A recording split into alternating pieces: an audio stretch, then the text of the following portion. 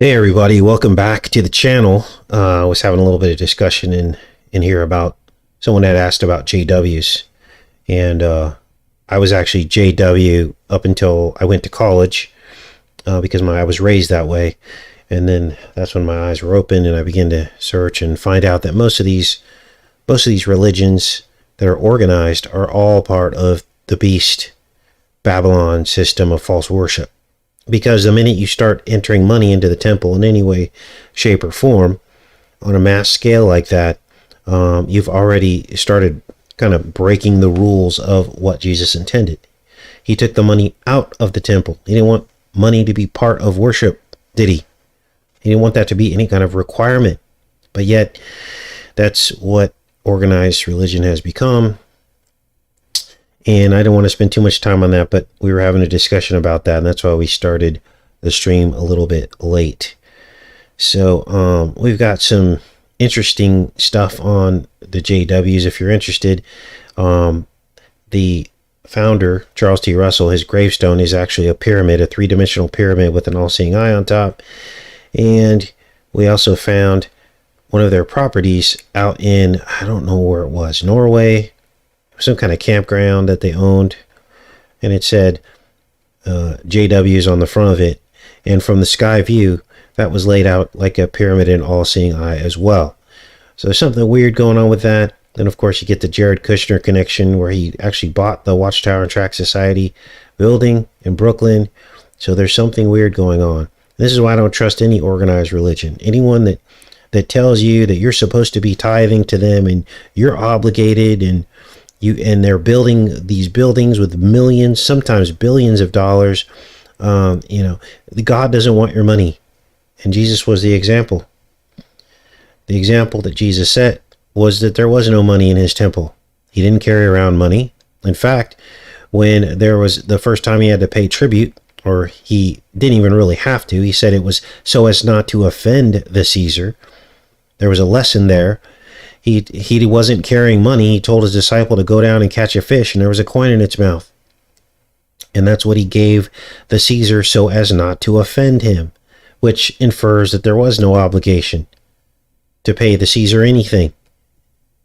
So it's a huge rabbit hole when it comes to these kinds of things and organized religions. I've been through several of them.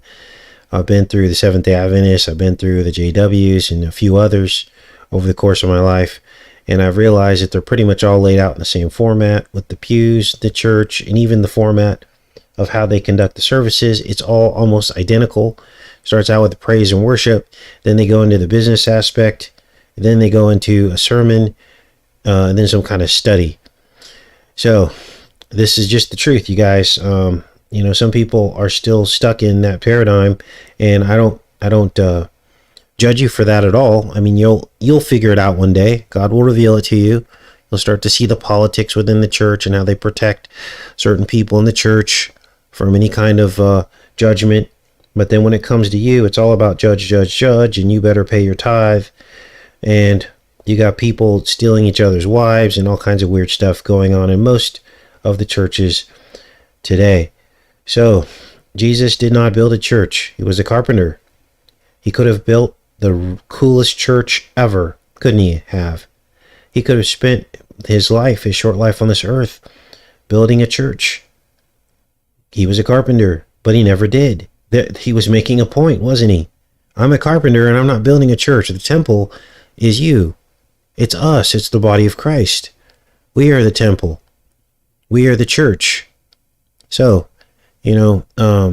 anytime you have a church that has an emphasis on buildings and building an empire and think that they can build the church on the wrong cornerstone, they rejected Jesus' cornerstone, didn't they?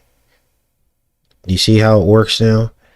The church is not buildings, but they want to make it about buildings to lead you off the trail. In fact, part of the requirement of the 501c3 is that you do have a building. It's required in order to get the tax exemption. You also have to have some kind of literature. And there's several other requirements. You can look that up on your own time. But basically, the beast now can tell you what to do under threat of losing your tax exempt status. And they do it all the time. They go in, they say, you can't be a church. You don't meet the requirements. We're pulling your status. You're not allowed to speak about politics. You're not allowed to speak about other things. You're not allowed to speak about things that are lawful, that are approved by the law and legal. You're not allowed to speak against those things if they are legal. And if you go outside of the boundaries of that, we will pull your tax exempt status. And that's how it works. So there's a quick recap on that. Now, today we're going to break down the 1998 film called The Faculty, in which Elijah Wood appears as a bullied student named Casey, and he believes that movies encode a secret agenda. Now, before we get into that film, we're going to look at the root word for faculty. Here it is right here. Akul. Aku is the root word for faculty. And what does it mean? It means a sharp pointed instrument. Now, many of you, as we were discussing this in yesterday's show, helped me realize that the word akul means teeth in other languages. Teeth and shark in other languages. So here we have the word faculty as a forming element, usually meaning sharp pointed. So you have acupuncture, you have what else? Akula, which is like shark. Okay, acumen, faculty, and of course Dracula, which has teeth. Now, in the movie, we're going to look at some clips from The Faculty. Elijah Wood, who plays the character Casey, attends a high school that has a hornet as its mascot and the name of its football team. Of course, hornets have stingers. They have acumen, or they have akul, or teeth, or a sharp instrument, don't they? Now, before we get into this film decode today, one of you told me about a biblical passage about a lead coffin lid on a basket out of the book of Zechariah. Now, this was crazy. When I pulled this up, after one of you told me to go look at this, I was shocked because, look, I should have went straight to the Bible after we started talking about lead coffins, shouldn't I have? But I had no idea that this would be in the Bible. But here it is. So let's go through this. Zechariah chapter 5. Zechariah is visited by an angel who gives him a vision. Now, the vision is of an ephah, or a ephah, I think it's probably pronounced. Now, some translations, this is the King James Version, but some translations call the ephah basically a basket. The technical name is bushel, and it's a measure of grain. But this particular ephah, or bushel, has a lead lid on it. Now, apparently, according to some of the biblical scholars, this setup, this bushel with the lid on it, a lead lid, was how they measured grain. So it was some kind of container. Now, as we read through this, remember, people are a metaphor for grain, aren't we? When they say children of the corn or the wheat fields, we've done many decodes on how wheat fields is basically like the sea of humanity, and the children of the corn. Many of you will remember the wheat field when in the movie Alien Covenant, where they land on the planet and they're walking through the wheat field, and the black goo is like in the wheat field, which is what infects the people, the explorers on that planet. Now let's keep reading this, because this is crazy. Let me make this bigger for you guys. I think we have to make it smaller before it gets bigger. Okay, there we go. All right, so let's read through this. Zechariah chapter 5, see if we can piece this together. Here's the first vision. Then I turned and lifted up mine eyes and looked, and behold, a flying roll, or scroll, some translations say. And he said unto me, what seest thou? And I answered, I see a flying roll. The length thereof is 20 cubits, and the breadth thereof is 10 cubits. Gosh, this sounds a lot like the heart that we just unrolled, doesn't it? Which we determined was a portal for good and a portal for evil into men's hearts. Let's keep reading. Then he said unto me, This is the curse that goeth forth over the face of the whole earth. For everyone that stealeth shall be cut off on this side according to it, and everyone that sweareth shall be cut off on that side according to it. I will bring it forth, saith the Lord of hosts, and shall enter into the house of the thief, and into the house of him that sweareth falsely by my name, and it shall remain in the midst of his house, and it shall consume it with the timber thereof and the stones thereof. Then the angel that talked with me went forth, and said unto me, Lift up now thine eyes, and see what is that goeth forth. So this is another vision that he gives Zechariah. Zechariah looks up and he says, What is it? And he said, This is an ephah that goeth forth. He said, Moreover, this is their resemblance through all the earth. And behold, was lifted up a talent of lead. This was covering the ephah. And this is a woman that sitteth in the midst of the ephah. So there's a woman inside of the basket, the bushel, underneath the lead lid. Now, other translations make this a little bit more clear, but I'm paraphrasing this for you so you can understand what's happening here, because the King James is a little hard to understand, especially with stories like this. So inside was this woman, and the archangel calls this woman, or the angel, I shouldn't say archangel, it's the angel calls this woman wickedness. He said, This is wickedness, and he cast it into the midst of the ephah. So he cast the woman back down into the ephah, and he cast the weight of the lead upon the mouth thereof. So he closed the lid on her. So this is starting to sound like a lot like a lead-lined casket with a vampire woman inside this trap, doesn't it? Which is exactly the ancient lore that we were reading about the bride of Dracula that was thrown alive into a casket, and a lead lid was trapped on her. Let's keep reading here. Then I lifted up mine eyes and looked, and behold, there came out 2 women, and the wind was in their wings, for they had wings like the wings of a stork. And they lifted up the ephah between the earth and heaven. Then said I to the angel that talked with me, Whither do these bear the ephah, or where are they going with the ephah? And he said to me, To build it an house in the land of Shinar. This is Babylonia, and it shall be established and set thereupon her own base. So, the 2 more women show up. They have huge wings, and they take this wickedness to the plains of Shinar, where the Tower of Babel was built, of course, and it's to be used as a base. The base of what? The scripture doesn't really say. But what we do know is that this is the last time in the Bible that Shinar or Babylonia is mentioned. It's the very last mention. Now, here's what the Bible commentators say about this. They say this has to do with the prophecy of the Israelites after they returned from the exile of Babylon. They're saying here that they are basically still attached to their sin. And then there was a judgment by God, and that this whole prophecy was about a judgment by God. It also says in here that the 2 women who flew off with the lead lid basket were like storks, and storks have big wings, and they're also an unclean animal. So they don't think that the 2 women flying off with the basket with the woman inside of it were good women. They were evil, according to this biblical scholar.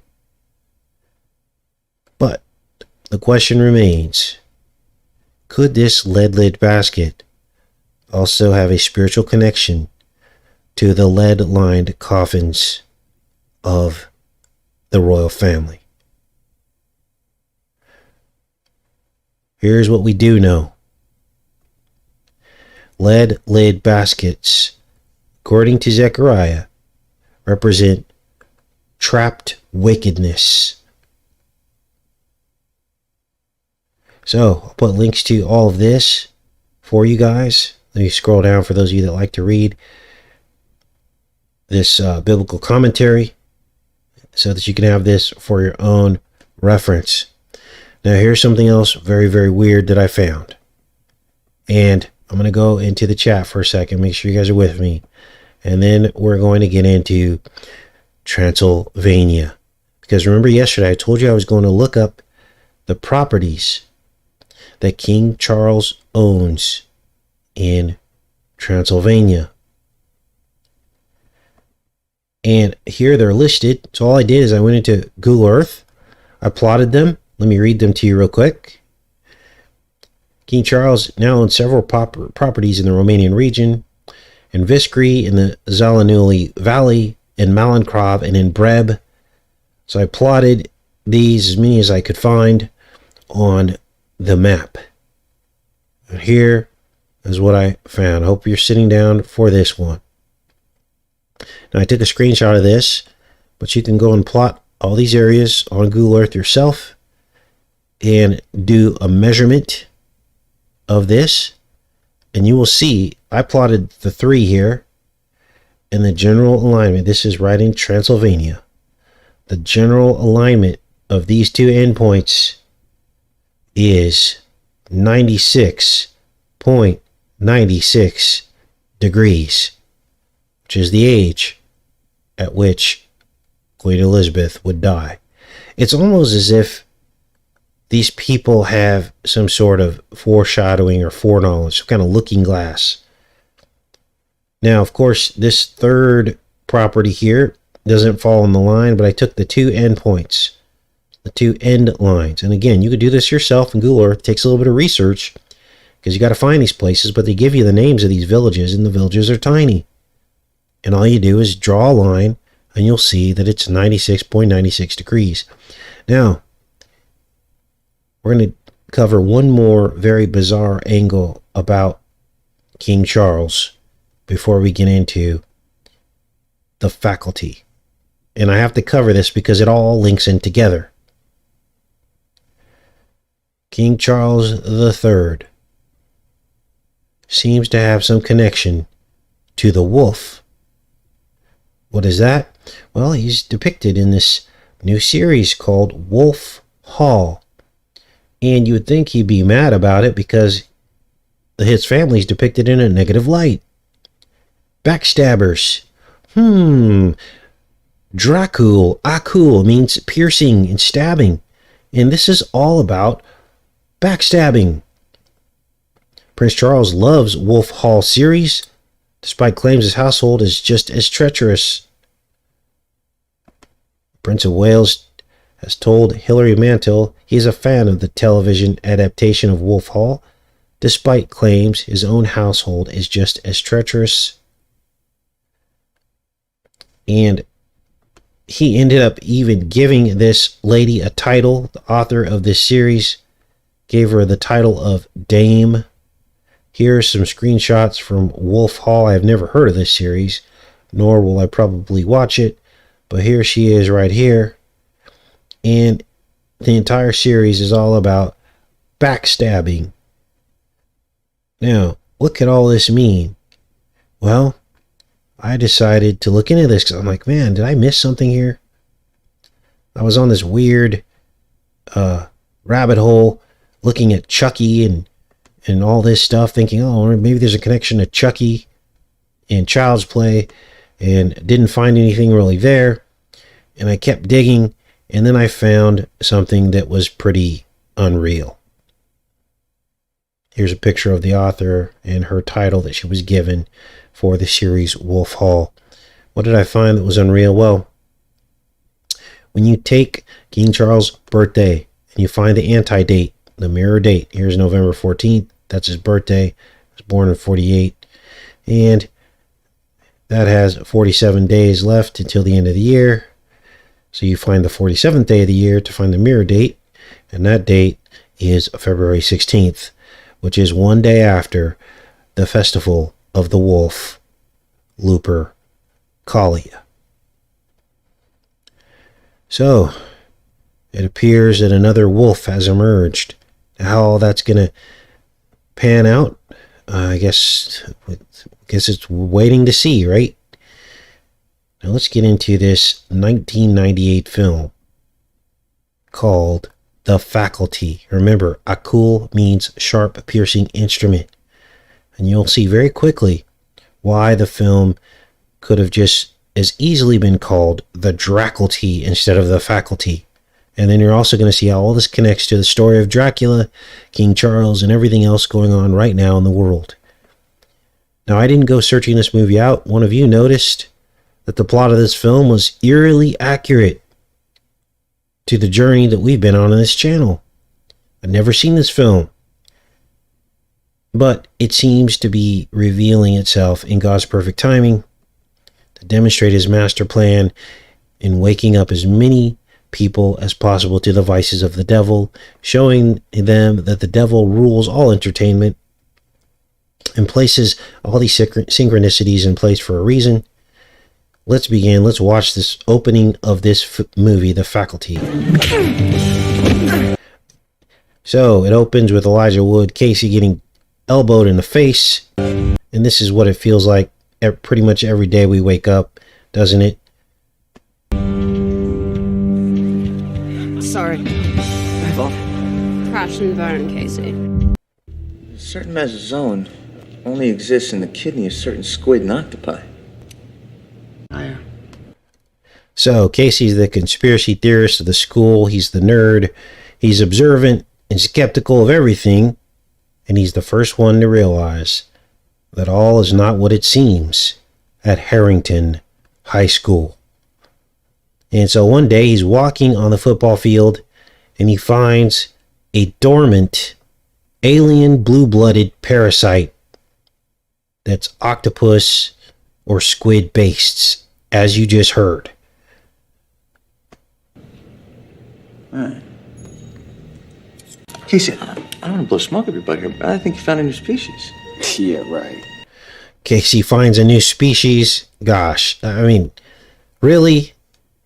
It's like these people fast forward into the future and discovered what we've been working on for the past 10 years. Unbelievable. So, Casey discovers the plot of the aliens to basically covertly merge with humanity. He tries to warn the school, but almost nobody's listening except the small group of friends that are in his small circle. Now, this film released on Apollo's birthday, Christmas Day. Here's the proof here. In 1998, which is the Hebrew year 58. 1998 was Hebrew 5758. Now, Casey begins to notice the details, and he can connect the dots that nobody else sees. But after this incident that you're going to see next inside the shower, they make up a cover story to try to silence Casey and silence all his friends from speaking out. Let's keep watching here. Hey, it could happen. New species are discovered every day. It's a pelagic organism. I need to leave story. I have no page 1. Well, we found a new phylum in biology. It's bizarre. I have no page 1. So there's your stinger right there. The hornets. These hornets are all over the school because it's the mascot. Well, we found a new phylum in biology. It's bizarre. See, I don't recognize its surface tissue at all. Really bizarre. Mr. Furlong thinks it might be a new species. I can't breathe. She can't breathe. This is the shower scene. Of course, we all know what that means. Now, this teacher was infected with this stinger. I don't know what's happening. They want everyone. They want everyone. Casey? Now, I took out some of the more gory parts of this, so don't worry. Like, I'm not going to show you anything crazy, but there was a lot of gore in this, but I'm shielding your guys' eyes from it and just telling the story the best way I can. So, here's the part with the cover up, right? And this is what they're trying to do. They want people to shut up. They don't want you to talk. They tempt you. I've been tempted many, many times in many different ways. Temptations come in different forms and fashions. I've had people offer me large amounts of money to change my message. I've had, females come into my life that have tried to steer me down wrong courses with my channel, and it goes on and on. You understand? And it's kind of the same plot here in the film where these aliens, they try to convince the people to accept things the way they are. They tell them it's hopeless to resist. Just go along with it. Casey, you understand? Yeah, I can keep it quiet. Sure. So the whole theme of this is like invasion of the body snatchers. Now this gets more specific because people are probably like, oh, come on, dude, shut up. This isn't about you. And I don't think it's about me specifically, but it gets pretty specific here about Casey basically saying that fiction is actually reality. You're going to hear it in his own words in just a second here, which was very, very creepy for me to hear because this is pretty much the foundation of our channel. We decode films, which is fiction, and we show you the reality inside of it. I'm telling the truth. Something really weird is happening at school. The teachers, something's happened to them. Here's more Stinger references here. Sting the Chongos is the football team they're about to play. Please, will the following students please report to the office? James Archuleta. Even know who they are. Why did you think everything was okay? It's a devil's cult or something. Maybe they worship comets.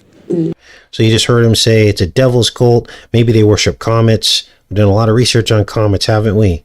Talking about how they bring disease. Comets bring disease, right? Or they seem to coincide. We don't know if comets bring disease, but they seem to coincide with, plagues and things. So some of the same disclosures that we've discovered over the years. And then you're going to hear him next explain how the demons disclose their agenda through fiction so that nobody would believe it if they discovered it. You guys have heard me say that many, many times. Let's watch.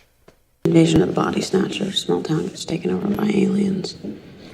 I think something's taking over our school. The body snatchers is a story somebody made up, Dingus. It's located in the fiction section of the library. Yeah, so I'm pausing this because I don't want to get this video definitely not copyrighted because, it won't get out to the people it needs to get out to. But listen to this. Schindler's List. Look, all fiction is based on some truth, right? How do we know this writer guy Jack Finnick didn't encounter aliens in his high school, which led him to write a book about an alien invasion? Your conspiracy theory is flawed. So he's talking about truth and fiction, and he's like, yeah, look at Schindler's List. There was some truth in that. How so? Casey, I think you've interacted with the flagpole one too many times. Look, how do you know there's not a conspiracy? They emasculate Casey at every turn. Basically, he doesn't get any girls. They haze him. They ram him into the flagpole between his legs. Some days it feels like that. Point is, they're here, they've been here, and they're here again. Everybody gets hung up on the science part, which has nothing to do with it. They're getting at us to the fiction. Maybe they're aliens themselves. Maybe they're simply preparing us for what's to come. You know what, Casey? It's fiction, okay? It's science fiction. And this is what we're told every single day we wake up on this channel, isn't it?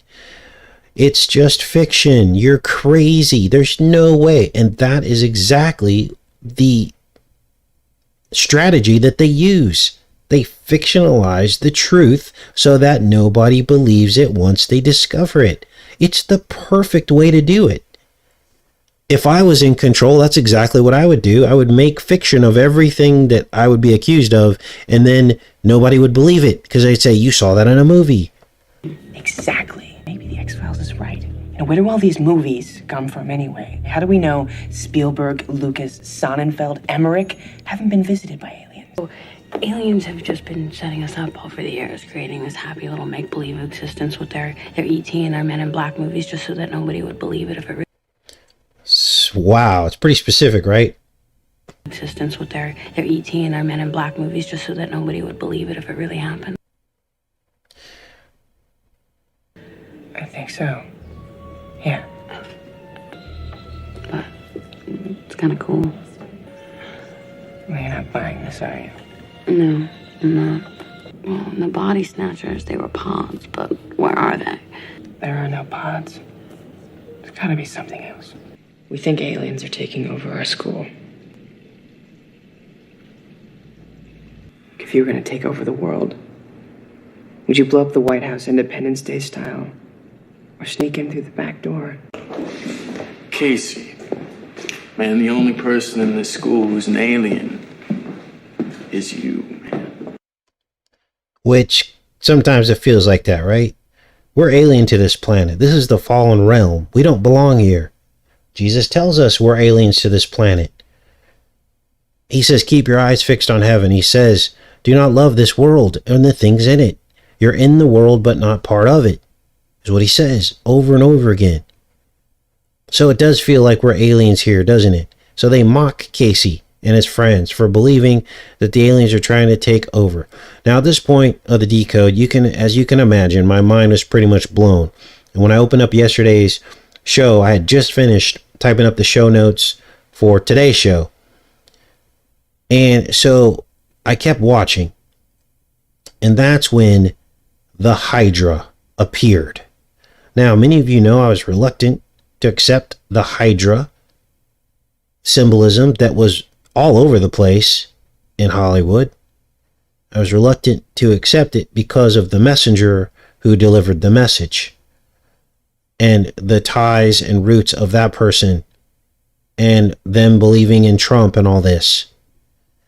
But now it appears as though there's something to this, because as you can see, what is this? Who is this? Jon Stewart here? His fingers get cut off. And this organism, which is identified later in the movie as a parasite, is Hydra based. Squid, octopus, blue blood based. And it can regrow and clone itself. It can also regrow appendages and reattach itself to its appendages. So, Jon Stewart gets his fingers chopped off, and they basically regrow themselves. Let's keep watching here.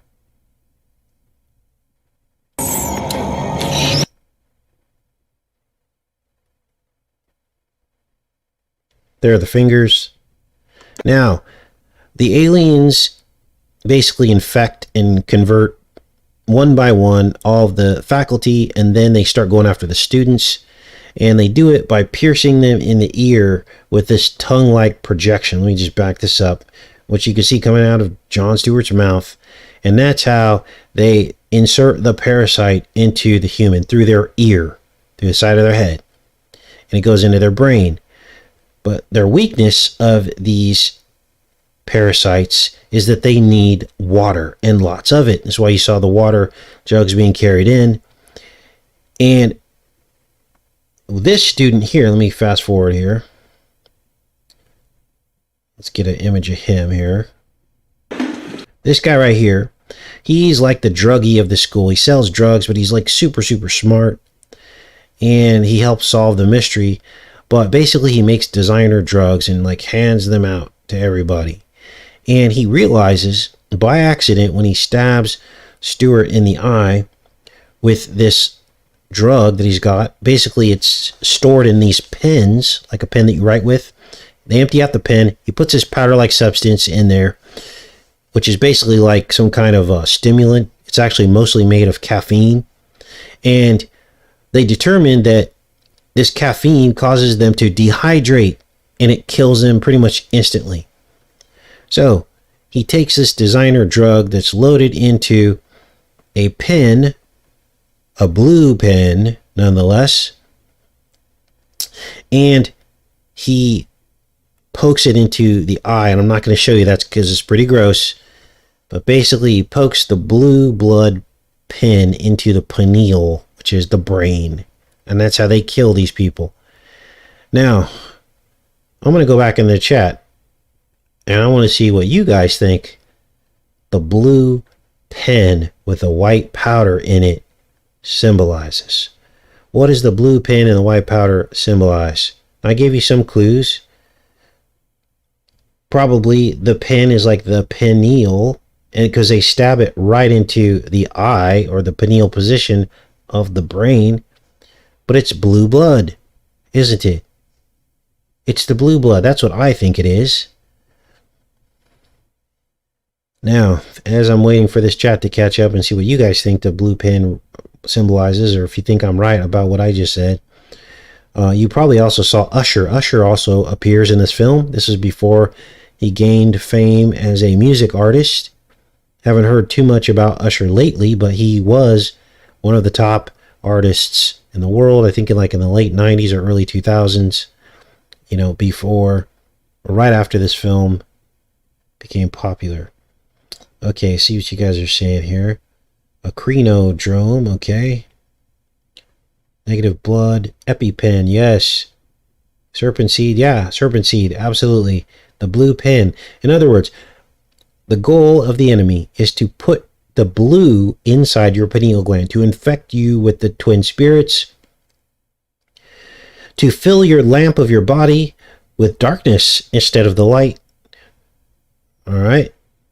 That's what I believe this is really about. Now, let's keep going with this. Because at this point, it becomes very hard to determine who's infected.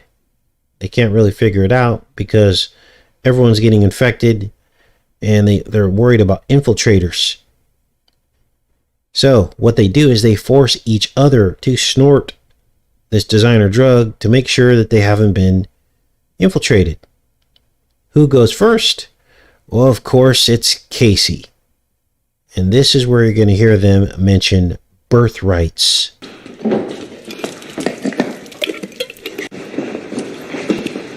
Gotta have proof. Remember, Casey's very detail oriented. He picks up the fingers. He wants to make sure there's proof of all this. See, it's a parasite. It attaches itself to a host, kills it, and then it controls it.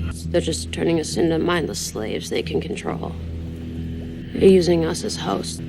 How do you know that? She doesn't. She's a Trekkie sci-fi freak. Who's been right so far? Casey. Casey gets the first dose. Now, what could all this mean? Obviously, I don't do drugs. I don't believe in drugs. But what is this about? Why me first? It's your birthright, man. Just take it. Who killed the queen? She's a Trekkie sci-fi freak. He says it's your birthright. Take it. Been right so far. Casey. Why me first? It's your birthright, man. Just It's your birthright. Now, what does all this mean? Well, I believe each of us have predestined roles to play in the fight against the enemy. We know that Jesus came for all bloodlines, Jews and Gentiles, if you make the right choice to believe in him and be saved. And we know that not all people who carry more of the blue bloodline are evil, but they have to fight their evil tendencies and their sin every single day, just like God told Cain. He said that sin would be crouching at the door, waiting for you. But he also gave him a chance to fight against that if he chooses good. It's in the book of Genesis. And so I began to wonder what this scene could mean. And maybe it's that Casey has to show the world about the blue bloods. So he has to be the first to basically take it and show the world about what's really happening here, what the Bible's really about. That it's about two dueling bloodlines since the beginning. Organized Christian religion has largely ignored this fight. But it is the first prophecy of the Bible that the woman shall be bruised in the heel and the serpent bruised in the head. The seed of the woman, the seed of the serpent. Two seed lines. And everything after that in the Bible is God's seed line, the Israelites, the 12 tribes of Israel, under Seth, under who's Noah's son, whose name started with an S as well, who was basically Seth's descendant. They were fighting against the Cain bloodlines, the Canaanites, the Philistines. All of them fell under Ham's bloodline, which was the serpent bloodline, and before, and under Cain's bloodline. That's what the entire Bible is about. Jesus even called them out. He called out the Pharisees. Where do you think the word Pharaoh came from? Pharaoh was the Egyptians under Mizraim, which is the very first time Egypt is mentioned in the Bible. Egypt translates to the word Mizraim, which was the son of Ham. So even after they got off the ark, Mizraim basically started the pharaonic bloodlines. It's the very first time Egypt is mentioned in the Bible was after the flood. So, what did the Pharaoh do? Enslaved God's people, enslaved the bloodline of Seth and the 12 tribes of Israel. You see how this has been, the whole entire Bible, the whole theme is the serpent seed line versus God's holy seed line. Christ was born out of God's seed line. And even he called out the Pharisees of their father, the devil. So Casey's given the, whatever you call it, the torch, given the word, given the knowledge of the blue bloods to speak it. I don't want to call myself a prophet, but I guess prophesy against the blue bloodlines that rule this world and oppress God's people, which is what they're doing right now, oppressing God's people. You guys see it on this channel? Always oppressors, always a couple that come in. Our channel never grows because we're just oppressed. No one believes what we're showing them. Not no one, but the outside world, the larger outside world. And it feels like sometimes we're on an island of 100,000 people, doesn't it? And that's okay though, because we know the truth and we are a remnant. Eventually, and as it happens every week on this channel, things are confirmed that we've already covered. And so that is the judgment. That is God saying, okay, we showed you this, it happened. We showed you this, it happened. If people still don't want to listen, that's on them. And our job is just to continue to do our job, right? Now, I want to also say this. Down throughout time, the dueling bloodlines, by this point in history, most people are probably mixed with some blue blood. And this is why the world has become so sinful. And maybe that's what this scene right here is about. Understanding that the blue blood sin has infected everybody and that Jesus is the only way out. And up until then, we have to fight our sinful tendencies while others revel in their blue blood and rule our world and make this world a living hell.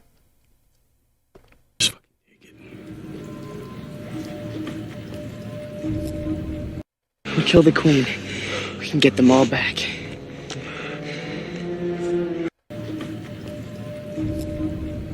We kill the queen. We can get them all back. So at this point, Casey discovers that this is a hive organism. And that's where I got chills, because he says that they have to kill the queen to get them all back.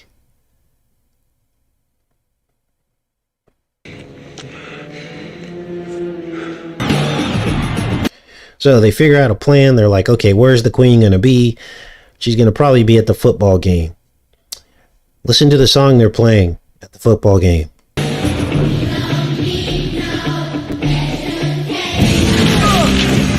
Of course, that is the song Another Brick in the Wall by Pink Floyd.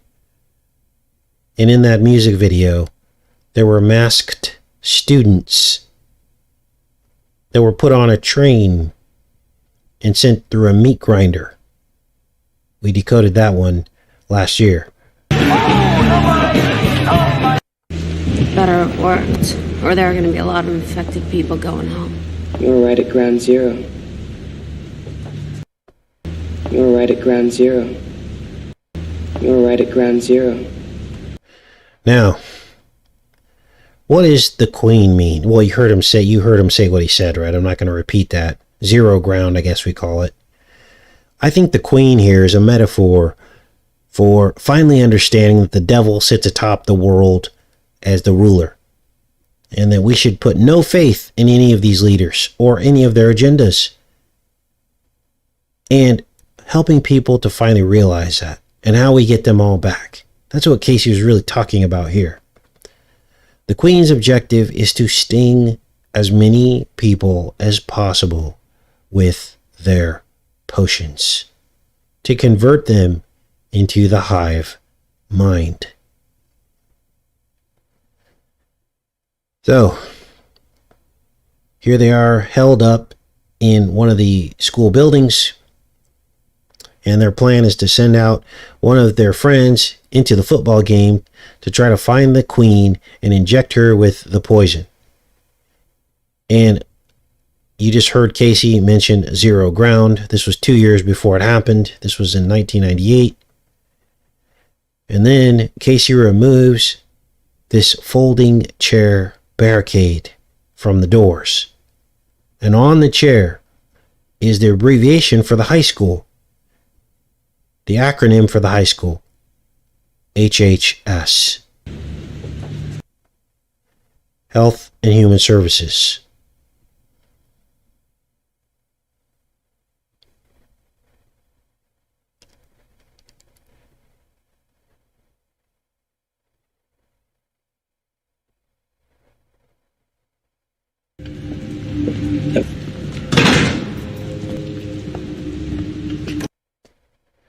And on the wall behind them, in that scene and also in this scene, are Hornet Stinger syringes. Now next they're going to hear a couple more Hydra mentions here. Hydra.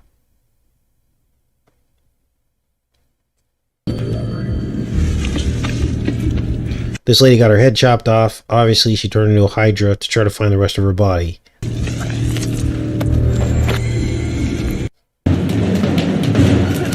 And there's a handy dandy squid on the wall.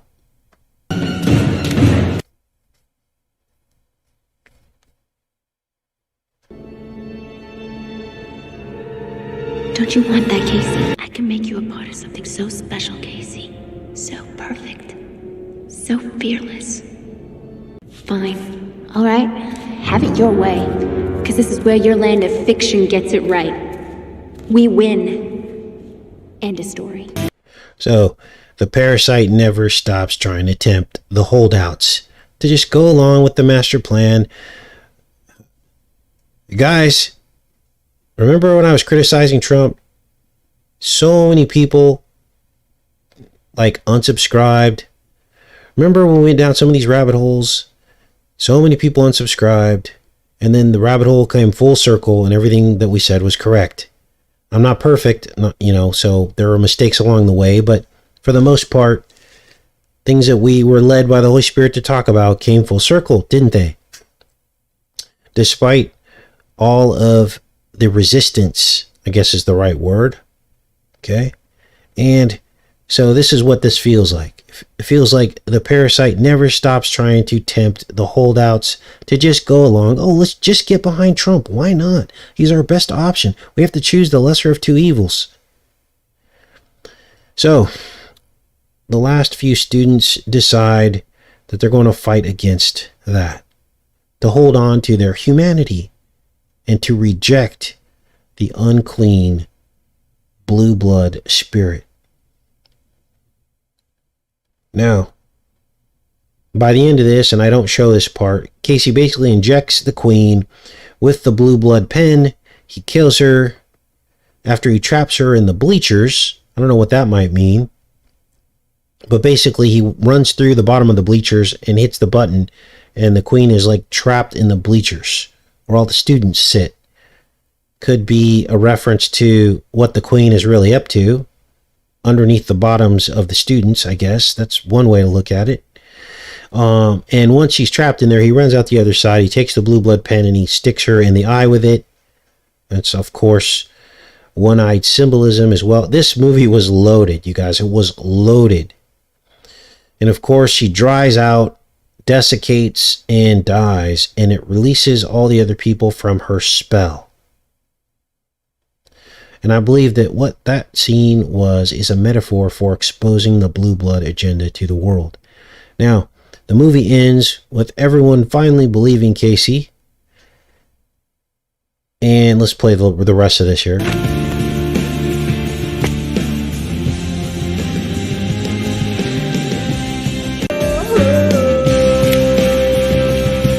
Little Monarch programming there, of course.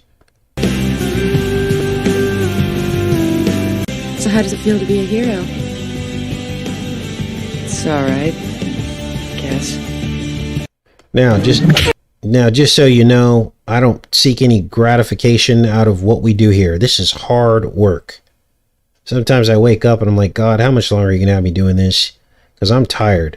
I just want to enjoy my life a little bit more. Do some things, maybe take my mind off of some of this stuff. Do something different with my life. And he's like, stay on the task. You're almost done, is what he keeps telling me. And so this is what we do. So I don't seek any gratification out of this, unlike this scene at the end where Casey's kind of gloating. He's all happy that he's, on the cover of these magazines. This is never how I would behave, once the world found out the truth about all this. But I believe there's going to be some disclosure as we enter into these last days. That's going to confirm, beyond the shadow of a doubt, some of the things that we've talked about on this channel. This is a channel about all of you guys. So Casey represents really all of us, because you guys are the ones submitting most of these things and showing me where to look. So we go on faith, don't we? We go on what the Lord asks us to do, and we try to block out all of the other noise and distraction and stay on task when it comes to the will of the Father. Now let's go back here in the chat, see what else you guys might have picked up on with this movie, The Draculty, The Faculty. All right, let's go in here. That was heavy, wasn't it?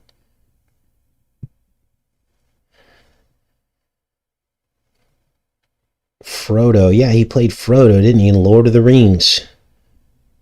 Kind of played a hero character in that as well, didn't he?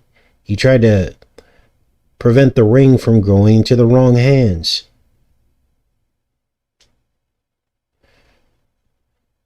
Frodo Baggins.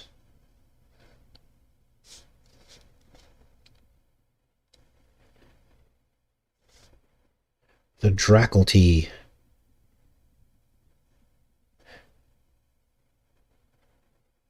Now, what could the whole part about the water and these aliens' dependence on water, what could that be about? Well, as best as I could tell, most of the world is ocean, right? And water. This is where the blue bloods come from. The sea. Most of the blue blood creatures are in the sea. Octopus, squid. So it makes sense that the storyline would say that they need lots of water to survive. So, can you decode Love and Thunder? Is that the new Thor movie? I would really like to try and do that, but you guys, the comic movies are really hard for me to decode. But I'll take another look at it. They're just so cheesy. And usually they're light in symbolism. They don't usually have a lot of symbolism. They'll have a couple symbols, like the obvious stuff. And then they just devolve into action sequences and lame storylines. But Tom